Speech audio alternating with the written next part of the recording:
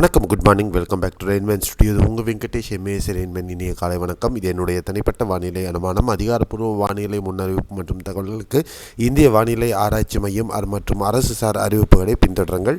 நம்ம சேனலை சப்ஸ்கிரைப் பண்ணலன்னா சப்ஸ்கிரைப் பண்ணிவிட்டு பக்கத்தில் இருக்கிற பெல்லைக்கான் தொட்டு ஆல் நோட்டிஃபிகேஷன் எனேபிள் பண்ணிக்கோங்க. மறக்காமல் வீடியோவை லைக் பண்ணிவிட்டு ஷேர் பண்ணிடுங்க. அப்போ தான் நம்ம கொடுக்கக்கூடிய முழு உழைப்பும் எஃபோர்ட்டும் உங்களை ரீச் ஆகும்.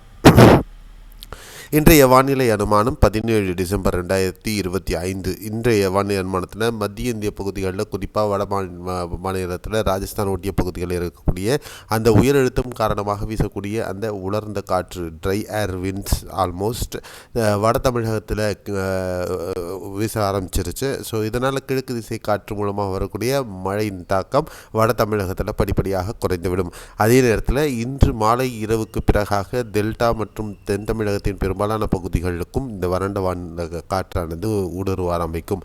அதுவரையிலும் இந்த ஈரமிகு காற்றின் காரணமாக மழை பொறுத்தவரை இன்று கரைக்கோடி டெல்டா மற்றும் தென் தமிழகத்தில் பெரும்பாலான பகுதிகளில் மழை நிலவக்கூடும். வட தமிழகத்தில் மழை குறைந்திருப்பதற்கான சாத்தியக்கூறுகள் இருக்கும். நாளை முதல் மழை தாக்கம் தமிழகத்தில் படிப்படியாக குறைஞ்சிரும். நாளைக்கு பிற்பகலுக்கு பிறகாக தமிழகத்தில் ஒரு வறண்ட வானிலை நிலவ ஆரம்பிக்கும். அடுத்து 27ஆம் தேதி வரையிலும் மழைக்கான வாய்ப்புகள் குறைவாகவே இருக்கும். 28, 29 அடுத்த சுற்று மழையை நம்ம எதிர்பார்க்கலாம். 30ஆம் தேதி 1ஆம் தேதி வாக்கில் நமக்கு அதுவரையிலும் மேற்கத்திய கலக்கமும் இருப்பதற்கு வாய்ப்புகள் இல்லை. 28, 29 தேதிகளுக்கு பிறகாக வரக்கூடிய அந்த மேற்கத்திய கலக்கம் மற்றும் ஒரு சலனம், இந்த சலனம் இது காரணமாக ஏதாவது மழை ஜனவரி மாதத்தில் நம்மளுக்கு கிடைக்குமா அப்படிங்கிறத நம்ம பொறுத்திருந்து தான் பார்க்கணும். ஆக வடகிழக்கு பருவமழை இந்த மாதம் முடிவடைகிறது, அதாவது ஸ்டாட்டிஸ்டிக்கலாக முடிவடைது அப்படிங்கிறது நம்ம தெரிஞ்சுக்கணும்.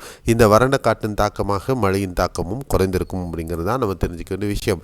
அடுத்து 24 மணி நேரம் பொறுத்தவரையிலையும் தமிழகத்தில் குறிப்பாக ராமநாதபுரம், தூத்துக்குடி, திருநெல்வேலி, கன்னியாகுமரி, தென்காசி மற்றும் தேனி மாவட்டத்தின் பெரும்பாலான பகுதிகள் மற்றும் விருதுநகரின் மேற்கு பகுதிகளில் மிதமானது முதல் கனமழையும், குறிப்பாக மாஞ்சோலை காட்ஸ் ஏரியாவில், அதாவது மலைத்தொடர்களில் கனமழையை நம்ம இன்றைக்கு எதிர்பார்க்கலாம். சென்னை, திருவள்ளூர், காஞ்சிபுரம், செங்கல்பட்டு, ராணிப்பேட்டை, திருவண்ணாமலை, விழுப்புரம், பாண்டிச்சேரி ஆகட்டும், கள்ளக்குறிச்சி, கடலூர், மயிலாடுதுறை, நாகை, காரைக்கால், திருவாரூர், அரியலூர், தஞ்சை, பெரம்பலூர், சேலம், நாமக்கல், திருச்சிராப்பள்ளி, கரூர், புதுக்கோட்டை, சிவகங்கை, மதுரை, விருதுநகர், திண்டுக்கல், திருப்பூர் மற்றும் கோயம்புத்தூர் மாவட்டங்களில் மேகமூட்டத்துடன் ஒரு சில பகுதிகளில் லேசான மழைக்கு மட்டும் வாய்ப்பு இருக்கும் அப்படின்னு நம்ம எதிர்பார்க்கலாம்.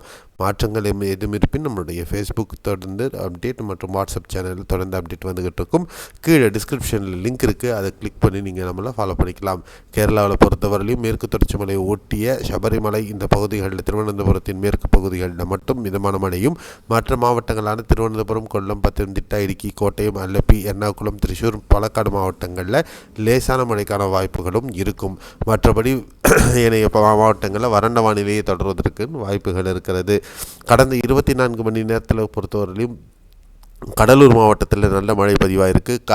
காயல்பட்டு 74 மில்லிமீட்டர் மழையும், கடலூரில் தீர்த்தகிரியில் 56 மில்லிமீட்டர் மழை பதிவாகி இருக்கிறது. நாகை மாவட்டத்தில் வேளாங்கண்ணியில் 38 millimetre, Uthandi, Chennai 36 millimetre, Mayiladuthurai, Thirumayiladi 35.3 millimetre, Ramanathapuram,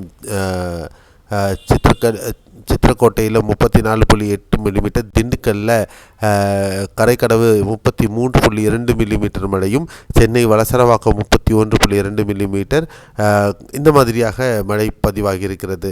so இந்த மழை ஒரு சின்ன நமக்கு ஆறுதல் தரக்கூடிய விஷயமாக இருந்தாலும் மற்றும் வறண்ட வானிலை மீண்டும் தொடர்கிறது என்பது தான் இன்றைய வானிலை அமைப்பு.